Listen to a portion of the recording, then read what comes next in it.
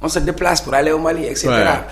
La culture malienne au Sénégal boo ñëwee Mauritanie ça c'est une intégration des peuples. Ce qui nous restait véritablement ñu am une intégration très poussée des États sur le plan politique sur le plan économique ak si yeneen plan. Donc pour man beneen bi jàngat bi ma la waxoon. waay nit da ngay seetlu keroog ci prestation de serment ñan ñoo fa teew est-ce que France teew na.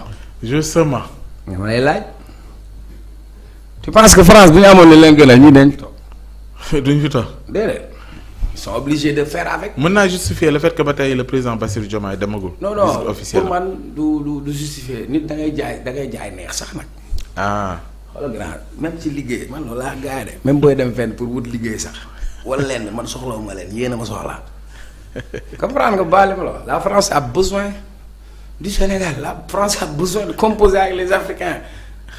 Les Africains ne sont pas obligés de composer avec eux. Aujourd'hui, il y a ce qu'on appelle même la diplomatie économique. Regardez ce que la Chine est en train d'exécuter dans ce pays. Ouais. On ouvre les vannes pour tout le monde. C'est aussi simple. Mënuñu nekk ci relation bu njëkk ba quoi accord de France Sénégal indépendance ou suukaru bekk sax il faut France. Non, cette fois-ci, il faut ñu changer loolu. Il faut qu'on s'ouvre à tout le monde. On regarde les intérêts du Sénégal. Aussi simple. Amul ay 4 communes la woon ak xaw ma yooyu yëpp man lijjanti ma yooyu de suñu intérêt réew la ñuy xool léegi nag beneen bi sur le plan de l'intégration africaine ñii mën nañ jouer un grand rôle. Tu as vu les rapports qu'il a bi mu demee Gambie y a un discours mu ne ko sa frère bi nga fi amoon moo fi nekk ba tey kooku ne ko Macky Sall ak man tabax nañ pont mën na am téeméeraat dinaa fi jóge di nga fi jóge mais diggante Sénégal ak Gambie jiitu na loolu. Mauritanie noonu c'est important. léegi nag au niveau international il faut que le Sénégal am benn rôle ak benn leadership. parce que uudi ni mu la gisee la lay. ëwale la lay ëwale. nag fulla googu lañ doon xaar te xam naa ne am na fulla googu te am nañu courage bi man yooyu xam nga lu intéresse nga am courage ak audace. et dañ ko war a am parce que sénégalais yi dañ leen a wóolu jiital leen. ne leen yéen la. donc nañ ko doxal. nañ ko doxalee maintenant nag demain. war nañu mën a am ay visites de partenariat parce que quoi qu'on dise ci suñu ay partenaires. am na ay partenaires stratégiques yoo xamante ne am nañ leen. et puis naturellement le président devra rencontrer ces gens-là. voilà c'est aussi simple. c'est aussi simple que ça. voilà alors pendant ce temps xam naa suivre nga docteur Abdourahmane Diouf ma nga woon ca. ci université. waaw ci université dajeek étudiants yi déglu leen waxtaan ak ñoom lekk ak ñoom añ ba jàpp ni sax jaar na yoon génn. bon ci li mu wax man yi ma ci gën a intéressé wala boog bi ma ci gën a intéressé mu wax ko mooy li nga xam te ne mooy calendrier académique bi. waaw mais mu def ba stabiliser ko mu delluwaat ca la woon. d'abord Abdourahmane Diouf. c'est ku ma xam la. nekk na boroom xam-xam. une personne très méthodique. parfois dama ko doon tooñ sax parce que bu muy lancer son mouvement j'étais là. il parle de démocratie de concordance. di nuyuwaale suma benn promotionnaire bu nekk ak moom Thierno Seydou Nourou. alors ci domaine bi mu nekk domaine bi stratégique la on a énormément de problème si li nga xam ne moo jëm ci wàllu enseignement supérieur. ci jafe-jafe yu bëri. récemment dañu tëjoon université bi pour des raisons politiques. moi j'ai toujours dit que on ne peut pas sortir la chose politique de l'université parce que université mooy phase bi ngay jóge ci benn phase de ta vie tu t'ouvres au monde et cetera ñi fi nekk ñi ñëpp. Ils ont commencé à s'ouvrir à ce monde réellement. Maintenant, il faudra organiser l'espace universitaire. Il y a beaucoup de choses qui se sont passées à l'université, qui ne devront pas se passer. Moi, quand j'ai vu lekk bi ce restaurant bi, je me rappelle pas. C'est la première fois que je vois... comme Thio, alors c'était... Non, pour moi, c'est la première fois que je vois ministre enseignement. C'est vrai que am na ñenn ñu fa demoon pour des raisons politiques voilà. mais dafa baax sax xam naa nag jour bi moom balaa mu ñëw gars yi defar nañ soos yeeg yooyu.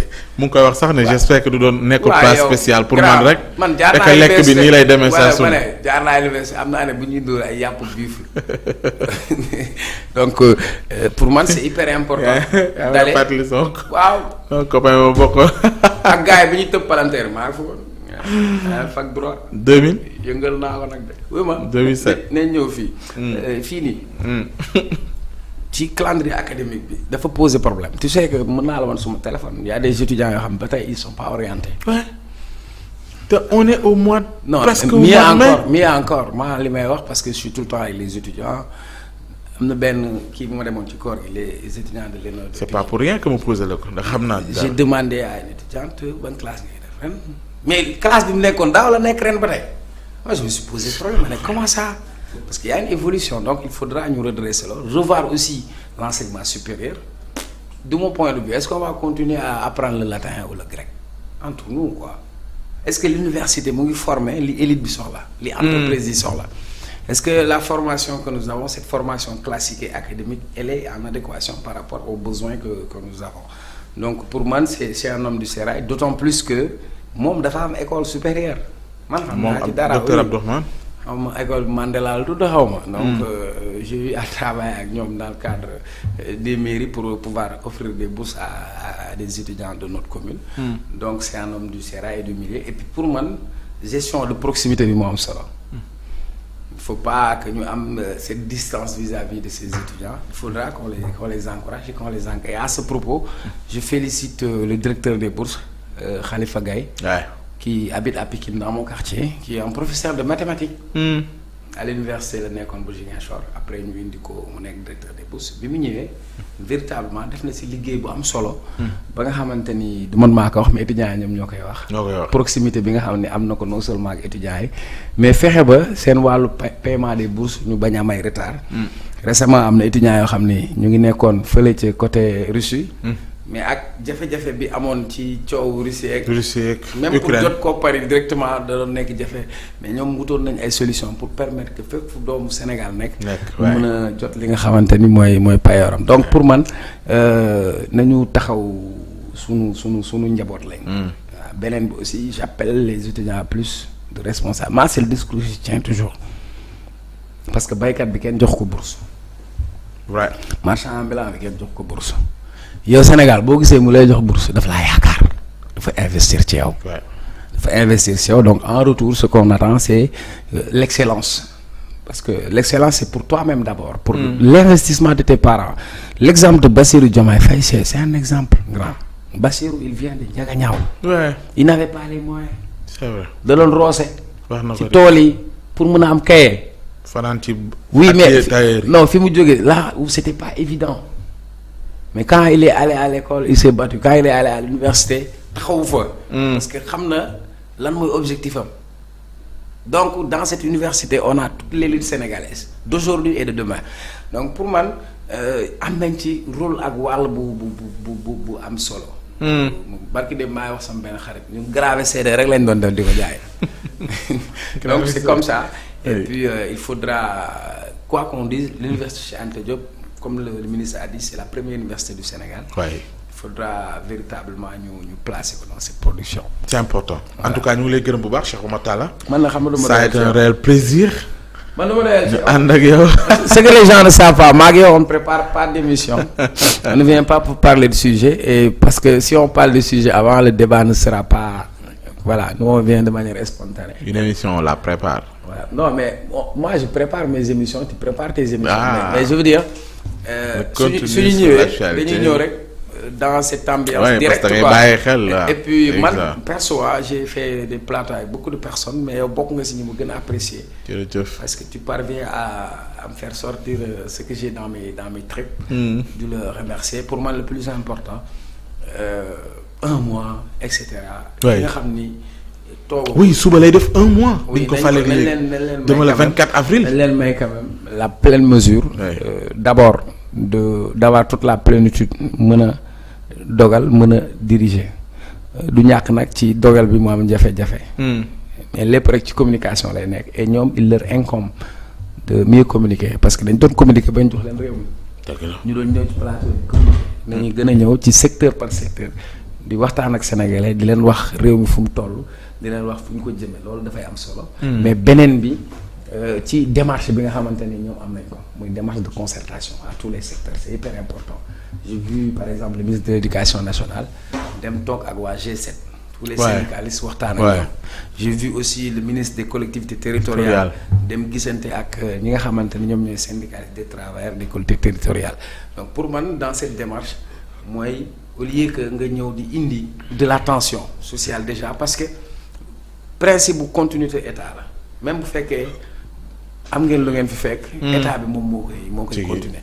kon nañu gën a dem ci concertation boobu ci diisoo boobu te xam ni aussi yàlla mooy def kilifa. et tey mu neex mu nakari moom moo jiite réew mi ñëpp. waaye na gën a uuf ñëpp na gën a yaatu dënn mais sénégalais yëpp nañ ko accompagner. pour man nekkuñu ci posture nañu jonkan xaar yëf yi yàqu wala nañ jonkan nangam. wala nañ xool nuñ ci xajamale. am na noo xam ne boo ko comporté woo sax yow yaa ciy ñaaw. donc nag comme d'habitude nous on sera là pour à travers suñuy xalaat à travers nos contributions. ba partage jàpp ni mën nañu doxal et gëm naa ni dafay doxal. parce que li tax ma am yaqin boobu mooy mbir mi ñor na quoi donc processus la rek. processus du ñoom c'est un processus.